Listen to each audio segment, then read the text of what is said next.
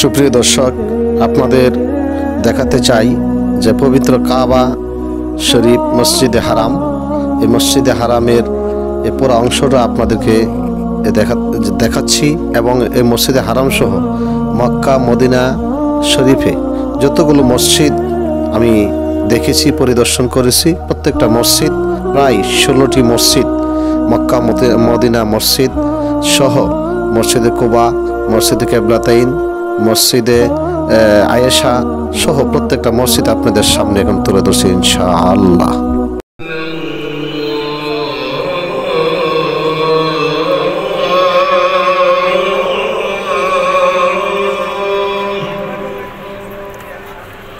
أشهد أن لا إله إلا الله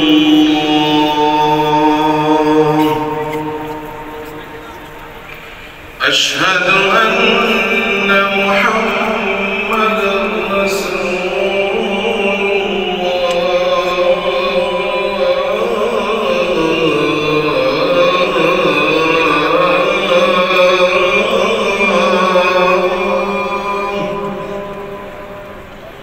أشهد أن محمدا رسول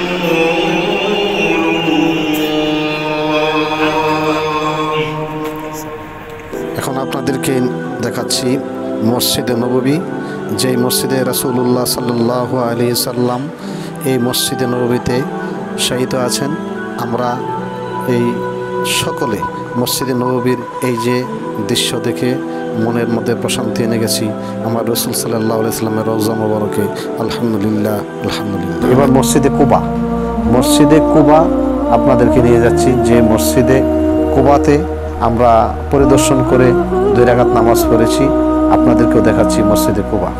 এবার আপনারা দেখতে পাচ্ছেন মসজিদে কুবা, যে মসজিদে আল্লাহর নবী নূর নবী সাল্লাল্লাহু আলাইহি সাল্লাম মদিনাতে প্রথম আসার পর এই মসজিদে কুবা সর্বপ্রথম নিজ হাতে নির্মাণ করেছেন এবং নবীজি সাল্লাল্লাহু আলাইহি সাল্লাম এখানে নামাজ পড়েছেন। এই মসজিদে কুবা ইসলামের ইতিহাসের 4র্থতম মসজিদ, যে মসজিদের গুরুত্ব অনেক। এই মসজিদে যদি কোনো ব্যক্তি 2 রাকাত নামাজ পড়ে সাথে সাথে আল্লাহ রাব্বুল আলামিন এই 2 রাকাত নামাজের উসিলা করে তার গুনাহগুলি মাফ করে দেন এবং দোয়া কবুল করেন। এই জন্য ইসলামের ইতিহাসে মসজিদে কুবার গুরুত্ব অনেক অনেক বেশি। এই যে আপনারা দেখতে পাচ্ছেন মসজিদে কেবলাতাইন, যে মসজিদ যে আমার হুজুর পাক সাল্লাল্লাহু আলাইহি ওয়াসাল্লাম 2 রাকাত নামাজ পড়ার পর আল্লাহ রাব্বুল আলামিন বাকি 2 রাকাত নামাজের মধ্যে কেবলা পরিবর্তন করার জন্য আল্লাহ আয়াত নাজিল করে দিয়েছেন হযরত জিবরাইল আলাইহিস সালামের মাধ্যমে মসজিদে কেবলাতাইন। এবার আপনারা দেখতে পাচ্ছেন মসজিদে কেবলাতাইনের ভিতর আমরা প্রবেশ করেছি। ভিতর অত্যন্ত সুন্দর। এখানে প্রত্যেক হাজিগণ 2 রাকাত নামাজ পড়ে থাকেন। নামাজ পড়ে যে দোয়া করেন আল্লাহ রাব্বুল আলামিন সাথে সাথে ওই দোয়াটা কবুল করেন।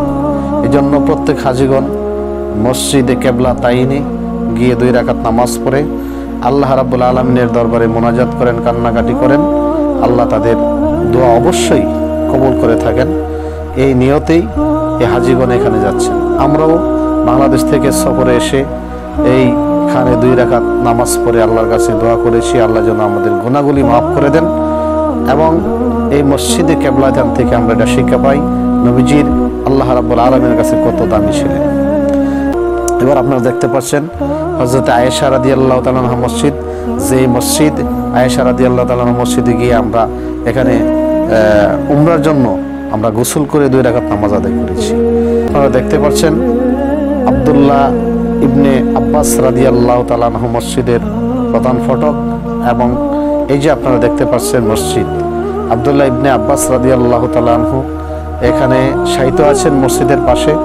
আমরা এখানে 2 রাকাত নামাজ পড়ে আব্দুল্লাহ ইবনে আব্বাস রাদিয়াল্লাহু তাআলা আনহুর মসজিদে আমরা ভিতরে প্রবেশ করেছি এবং আব্দুল্লাহ ইবনে আব্বাস রাদিয়াল্লাহু তাআলা আনহু মসজিদের বাহিরে হাজার হাজার লোক এখানে তারা যাচ্ছেন এই মসজিদ দেখার জন্য, মাজার শরীফে জিয়ারত করার জন্য। এবং এখানে সবাই বিশ্বাস করি আমরা আব্দুল্লাহ ইবনে আব্বাস রাদিয়াল্লাহু তাআলা আনহু এই মসজিদে 2 রাকাত নামাজ পড়ে যে দোয়া করেন আল্লাহ রাব্বুল আলামিন কবুল করে থাকেন। আব্দুল্লাহ ইবনে আব্বাস রাদিয়াল্লাহু তাআলা আনহু এই মসজিদটি অত্যন্ত সুন্দর এবং প্রধান ফটক থেকে আরম্ভ করে বিশাল বড় মাঠ, যে মাঠে হাজার হাজার মানুষ, হাজার হাজার হাজিগণ এখানে প্রতিদিন পরিদর্শন করছেন। আমরা ভিতরে প্রবেশ করেছি, ভিতরে কারুকার্য দেখে আমরা আসলেই অভিভূত হয়ে গেছি। এত সুন্দর করে, এত গোছগাছ করে, এত পরিপাটি করে মসজিদ সাজিয়ে রেখেছেন যে মসজিদে প্রবেশ করলেই মন জুড়িয়ে যায়, প্রাণ জুড়িয়ে যায়, শীতল হয়ে যায়। মনে হয় এই মসজিদে ঘন্টার পর ঘন্টা বসে আল্লাহর নামের তাসবিহ জপি। এখন আপনাদেরকে নিয়ে যাচ্ছি উহুদের ময়দানের, যে উহুদের ময়দানে মসজিদ অত্যন্ত সুন্দর। এই যে পাহাড়ের নিচে, উহুদের পাহাড়ের একদম পাদদেশে, একদম নিচে এই মসজিদটা নির্মাণ করেছেন। এই মসজিদ দেখতে আসলে অত্যন্ত সুন্দর। বিশাল বড় মাঠ, যে মাঠে আমার নবীজি সাল্লাল্লাহু আলাইহি সাল্লাম যুদ্ধ করেছিলেন। এই যে আমরা ভিতরে প্রবেশ করেছি, এই মসজিদ অত্যন্ত সুন্দর। ভিতরে প্রবেশ করে আমরা 2 রাকাত নামাজ পড়ে আল্লাহর কাছে দোয়া করেছি যে উহুদের ময়দানে 70 জন সাহাবী শাহাদাত বরণ করেছিলেন, তাদের মাজার আমরা জিয়ারত করেছি।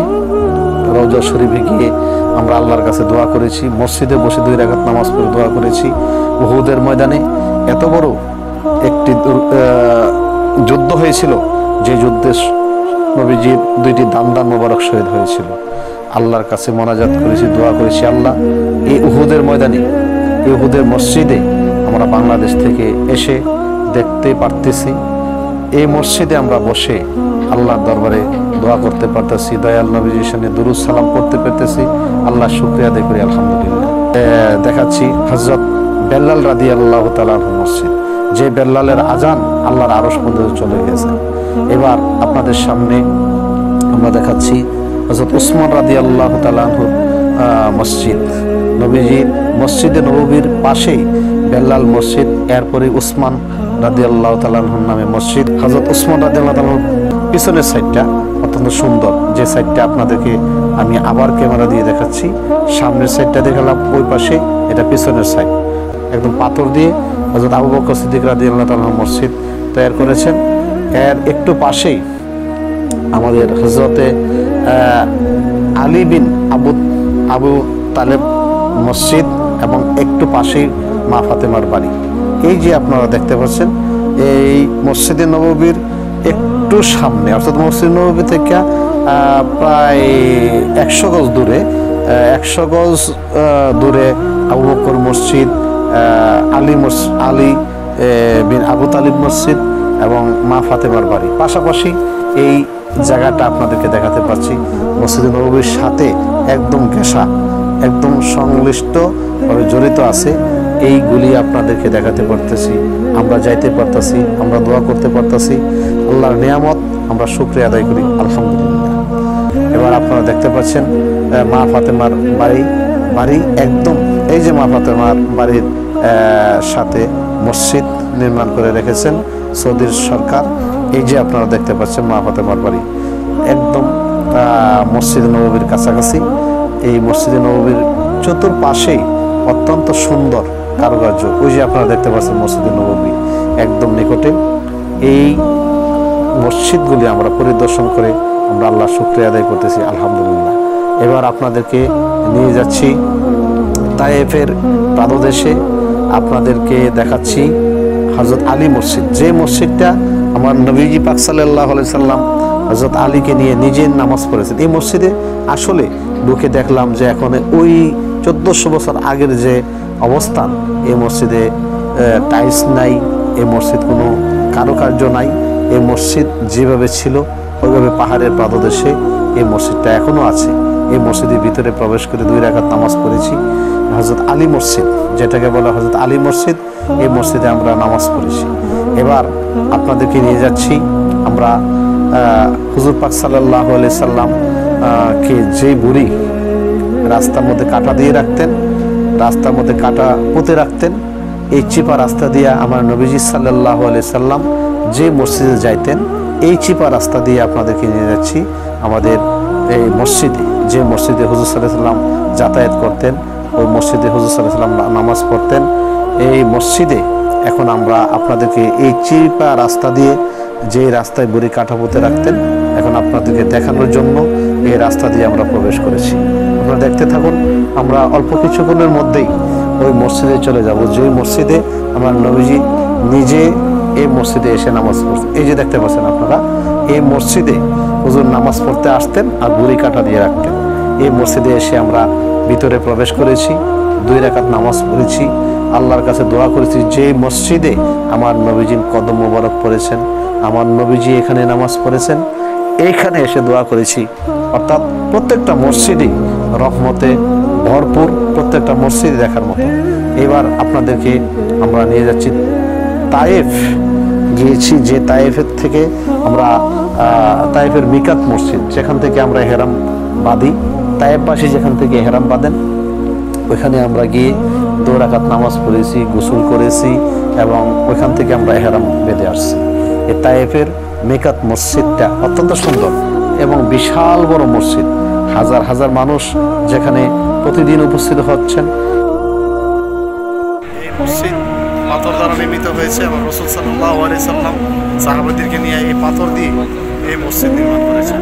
এই পাথরের মসজিদ আপনারা দেখতে পাচ্ছেন, এই যে পাথরের মসজিদ, এই পাথরের মসজিদে এই যে দরজা, এই যে ভিতরে আমার নবীজি সাল্লাল্লাহু আলাইহি সাল্লাম নামাজ আদায় করেছেন। এই যে দেখেন কাছে নবীজি সাল্লাল্লাহু আলাইহি নামাজ পড়েছেন। এই পাথরের মসজিদ দেখতে পাচ্ছেন, এই গেট দিয়ে এই গেট দিয়ে প্রবেশ করতেন। কদম মোবারক এই মসজিদে লেগেছে, এই পাথরের মধ্যে আমার নবীজির কদম মোবারক লেগেছে। আলহামদুলিল্লাহ যে আমরা এখানে এসে অল্প সময় এখানে থাকতে পেরেছি। আলহামদুলিল্লাহ। পাথর, তোমার কত ভাগ্য বলো, তোমার কত নসিব যে তুমি নবীকে দেখতে পেরেছো। দেখতে পাচ্ছেন মসজিদে সাবা। এই মসজিদে সাবা মানে 7 মসজিদ। আমার হুজুর পাক সাল্লাল্লাহু আলাইহি সাল্লাম সাহাবীদেরকে নিয়ে খন্দকের যুদ্ধের সময় এই পাহাড়ে আমার নবীজি 7টি মসজিদ নির্মাণ করে এখানে যুদ্ধের জন্য সাহাবীদেরকে দায়িত্ব দিয়েছিলেন। তারা যেন এখানে দুর্গ ঘরে যুদ্ধের জন্য যারা আসবে তাদেরকে দেখতে পারে। এই মসজিদে সাবা পাহাড়ের পাদদেশে অত্যন্ত সুন্দরভাবে সৌদি সরকার ঘরে দিয়েছেন। আমরা মসজিদে সাবা দেখে আমাদের রাসূল পাক সাল্লাল্লাহু আলাইহি সাল্লামের যেই দোয়া করে আল্লাহর দরবারে কবুল হয়েছিলেন এবং খন্দকের যুদ্ধে রাসূল পাক সাল্লাল্লাহু আলাইহি সাল্লাম মুসলমানদের জন্য বিজয় এনেছিলেন। আমরা সেখান থেকে দোয়া করি আল্লাহ রাব্বুল আলামিন যেন এই মসজিদে সাবা উসিলা করে এবং রাসূল পাক সাল্লাল্লাহু আলাইহি সাল্লামের নূরানি কদমের যেখানে পড়েছে এটা উসিলা করে আল্লাহ আমাদেরকেও মাফ করে দেন। আল্লাহুম্মা আমিন। সারাদিন এই মসজিদগুলি পরিদর্শন করে মসজিদে নামাজ পড়ে আমরা আবার সেই মদিনা নবীজির রওজা মুবারকের যে মসজিদ, মসজিদে নববী, যে নববী মসজিদ, নবীজির মসজিদ, এই মসজিদে আবার চলে আসছি। আবার আপনাদেরকে বলতে চাই, এই দীর্ঘ 7 দিন এই মসজিদে নববীতে ইফতার করেছি, 5 ওয়াক্ত নামাজ পড়েছি, নবীজির রওজা মুবারকে দোয়া করেছি, আল্লাহ নবীজির উসিলা করে আমাদেরকে তুমি মাফ করে দাও, ক্ষমা করে দাও। আল্লাহ রাব্বুল আলামিনের কাছে আবারও আমরা কামনা করি, হে আল্লাহ, বারবার সোনার মক্কা, সোনার মদিনা তুমি আমাদেরকে নসিব করো। আবার জানি না কবে এই মসজিদ নববীতে আবার এইভাবে মানুষের সাথে সাক্ষাৎ হবে। আমার নবীজির কদম মোবারকে এসে আমরা সালাম দিয়ে নবীজির রওজার সামনে আমরা নামাজ পড়তে পারবো। জানি না আল্লাহ পাক রব্বুল আলামিন আবার কবে তৌফিক দান করে। তবে আমার দয়াল নবীজির কদম মোবারকে সকলের সালাম রেখে নবীজির কাছে এই দরখাস্ত, এই আবেদন, এই কাকুতি, এই মিনতি রেখে গেলাম, ইয়া রাসূলুল্লাহ, ইয়া হাবিবাল্লাহ, আপনার এই দরবারে মদিনার মসজিদে আমাদেরকে আবার আসার তৌফিক দান করেন, আমরা যেন বারবার এই মসজিদে আসতে পারি।